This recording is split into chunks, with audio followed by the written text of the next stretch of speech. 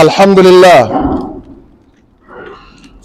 لله الملك الديان الواحد العزيز الرحيم الذي أحل الطيبات وحرم الخبائث والمظالم وجعل الأموال أمانات عند العباد لا تؤخذ إلا بحق ولا تصرف إلا في حلال. وأشهد أن لا إله إلا الله وحده لا شريك له، وأشهد أن سيدنا محمدا عبده ورسوله. اللهم صل وسلم وبارك على سيدنا محمد وعلى آل سيدنا محمد من يومنا هذا إلى يوم الدين. أما بعد، فأوصيكم عباد الله ونفسي بتقوى الله فقد فاز المتقون. قال الله تعالى: إنما السبيل على الذين يظلمون الناس ويبغون في الأرض بغير الحق أولئك لهم عذاب أليم. بارك الله لي ولكم بالقرآن العظيم ونفعني وإياكم بالآيات والذكر الحكيم. Ndugu yangu Muislam, nakuhusia wewe pamoja na kuihusia nafsi yangu kushikamana kumcha pamoja na kumtii al-haqu subhanahu wa ta'ala. Mwenyezi Mungu subhanahu wa ta'ala ameumba vitu vingi, na ameumba masiku, na ameumba vitu namna nyingi kweli kweli. Walakin kuna alivyoviumba viwili viwili, vinne vinne, mpaka saba saba, kama mbingu na ardhi na vinginevyo. Lakini katika vitu viwili ambavyo Mungu kaumba usiku na mchana, kaumba kiume na kike, lakini ameumba katika tahara ni kwamba zagawanyika tahara ya nje na tahara ya ndani. Siku moja Mtume Muhammad salawatullahi wa salamuhu alayhi alipopita makaburini, akakuta wale waliozikwa mle wanaadhibiwa. Basi kila mmoja alitoa sababu kwa nini huyo anaadhibiwa na kwa nini huyo anaadhibiwa. Mmoja ni kwamba alikuwa akiadhibiwa kwa sababu ya hana tahara ya nje, kwa maana hajichungi na rashashul baul. Alikuwa hajichungi inavyotakikana na rashashul bauli, zile cheche za mkojo, kitu ambacho sasa hivi mkojo unaonekana kama ni jambo la kawaida. Muislamu anaweza akajisaidia bila kujali zaidi. Lakini kaburi ya pili alikuwa anaadhibiwa muhusika kwa sababu ya annamima, kwenda huku na kule kwa ajili ya kufitinisha watu, ishara ya kwamba moyo wake ulikuwa hauko sawa mtu huyo. Hivyo ulama wakatambua kwamba tahara ni tahara ya nje na kuna tahara ya ndani. Ndugu yangu Muislamu, katika tahara ya ndani inaathiri watu wengi mno. Tahara ya ndani ni safaul qalbi, ni mtu moyo wake kuwa ni tahara, moyo wake kuwa ni safi. Hiyo ndio tahara ya ndani. Wewe tawadha, oga janaba, fanya yote, lakini ukijikuta kwamba katika tahara ya ndani haipo, basi hilo ni tatizo kubwa mno katika hiyo tahara. Hiyo inakuwa ni tatizo la hali ya juu kweli kweli. Kwa hiyo utakuta kwamba katika tuliokuwa tukiyazungumza katika aljuma iliyopita, ambapo ni mtu kula mali za mirathi ya wale warithi, sababu kubwa hasa ni mtu kukosa tahara ya ndani ya moyo. Hii ndio ilikuwa inasababisha zaidi kwamba ndugu yako amefariki na ndugu yako ameacha warithi mbalimbali, ana watoto na inawezekana watoto wenyewe ni wachanga. Inaonekana kuna ndugu wengine wanategemea ile mali aliyoacha ndugu au aliacha baba yao. basi wewe kwa sababu ya nguvu ulionayo, cheo mathalan, una cheo mahala, una nguvu, unajiona una akili, Mwenyezi Mungu Subhanahu wa Ta'ala amekupa neema hii na ile, ambapo imepelekea familia ikakutanguliza kwenye jambo, basi wewe ukaona kwamba hii ndiyo sababu ya kula mali ya warithi.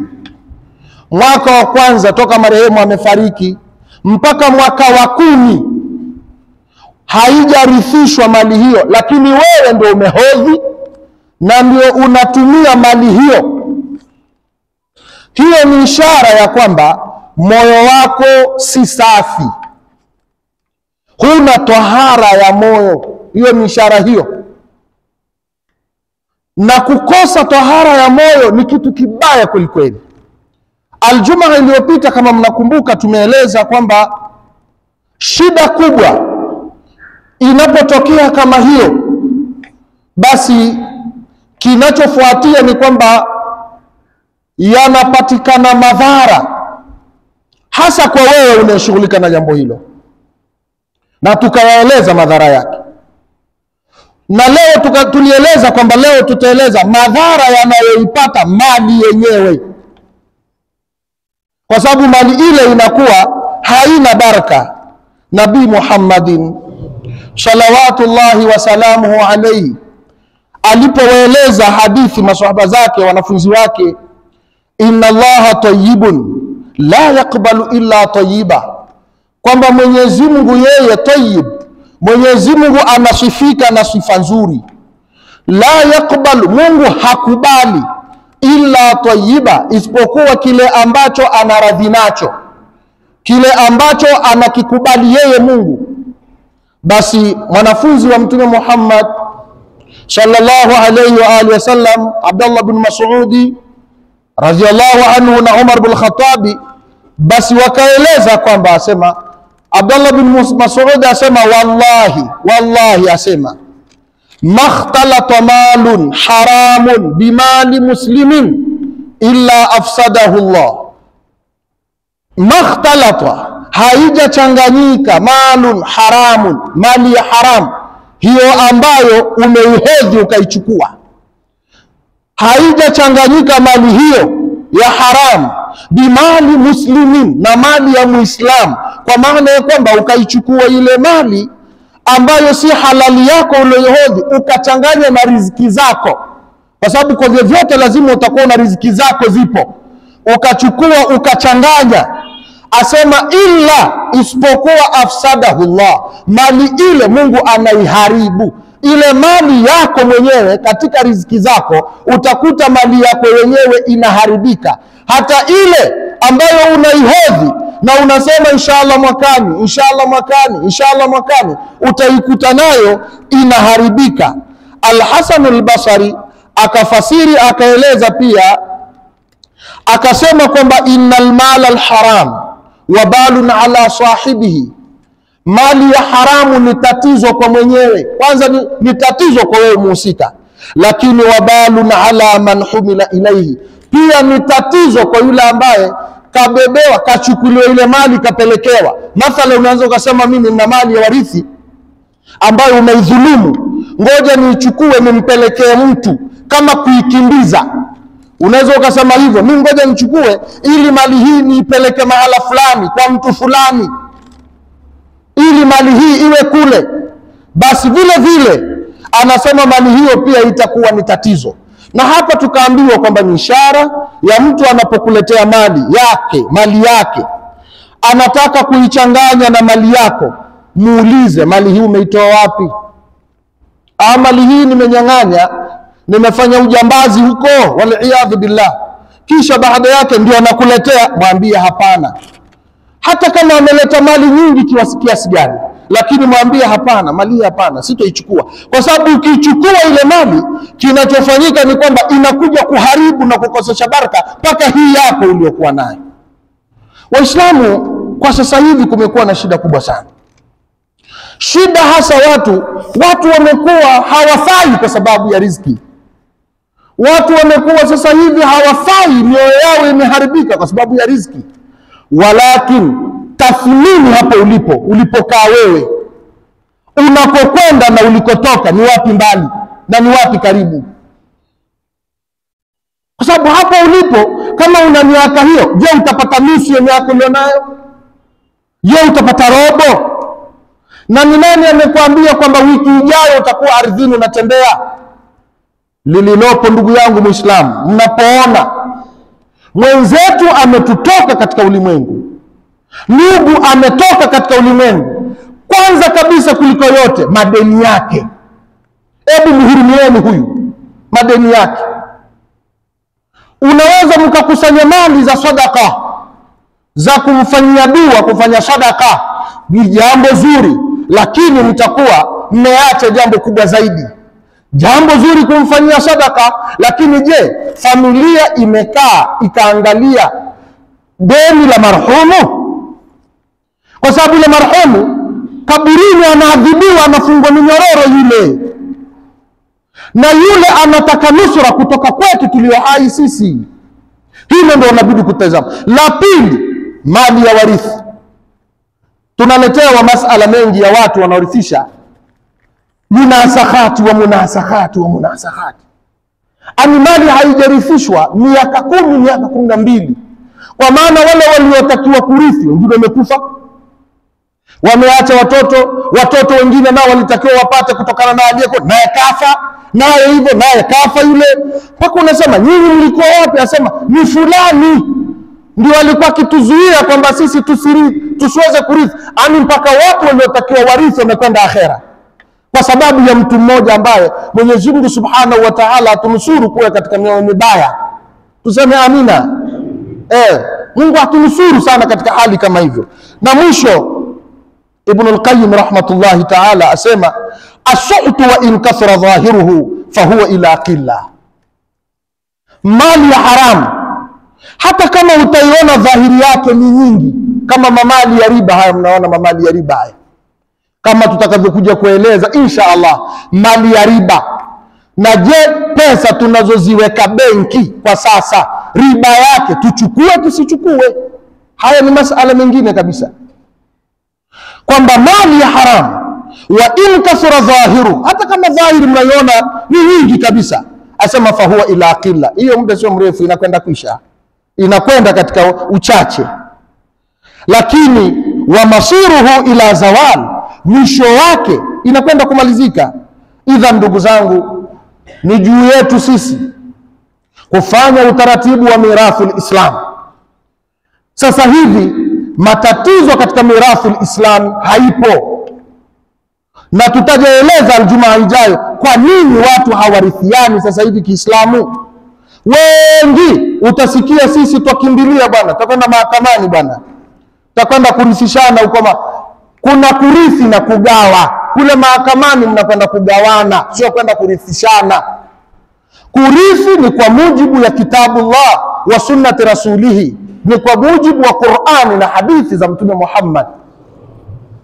Kwa hiyo kama tunavyoandaa dua, naandaa dua 3 haya, 7 haya, 40 haya, lakini yale ya msingi. Maana haiwezekani ukasema kwamba mimi naswali sana swala za usiku lakini fardhi si swali, maana utaonekana mtu wa ajabu kweli kweli. Ani swala za usiku unaswali, lakini ikifika subhi unasema nyinyi kaswalini, mimi ya subhi kwa sababu niliswali swala za sunna za usiku, nyinyi nendeni mkaswali asubuhi kule.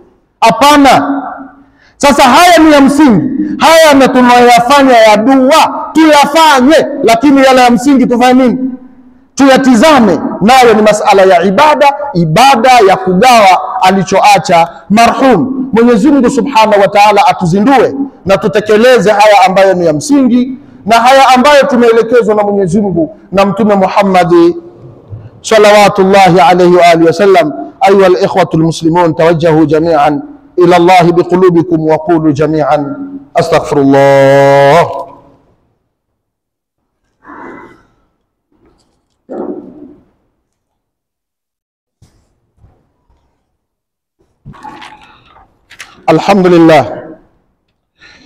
الحمد لله الواحد الأحد الفرد الصمد الذي لم يلد ولم يولد ولم يكن له كفوا أحد، وأشهد أن لا إله إلا الله وحده لا شريك له، وأشهد أن سيدنا محمدا عبده ورسوله.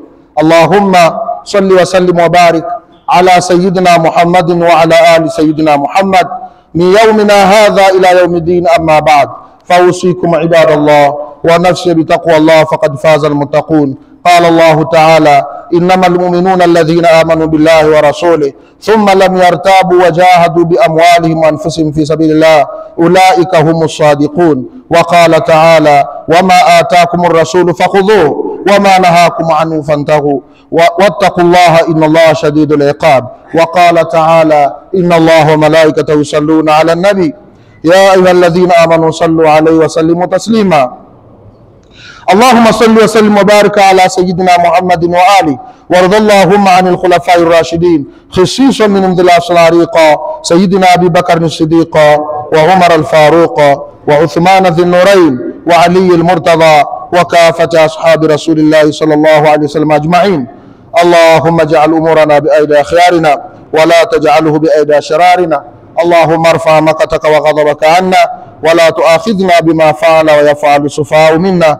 اللهم اجبر كسرنا وتولى أمرنا وفك أسرنا ويسر أمورنا واشف مرضانا وارحم موتانا وثبت على الإيمان قلوبنا.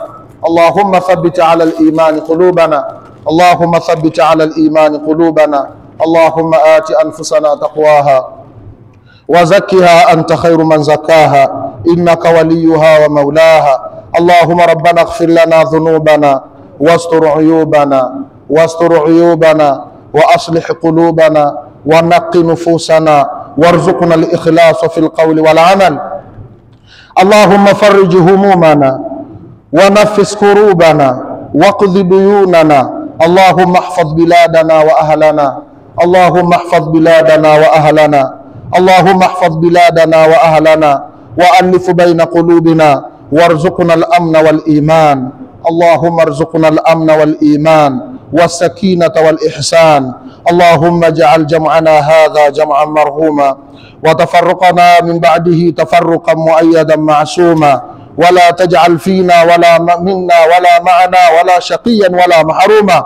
اللهم اهدنا لحسن الأخلاق لا يهدي لأحسنها إلا أنت، واصرف عنا سيئها لا يصرفها عنا إلا أنت برحمتك يا أرحم الراحمين.